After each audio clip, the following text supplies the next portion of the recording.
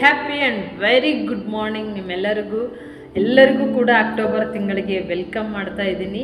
ಈ ಅಕ್ಟೋಬರ್ ತಿಂಗಳಿಗಾಗಿ ದೇವರು ಕೊಟ್ಟಂಥ ವಾಗ್ದಾನ Isaiah 54:10. For mountains shall depart and the hills be removed, but my kindness shall not depart from you.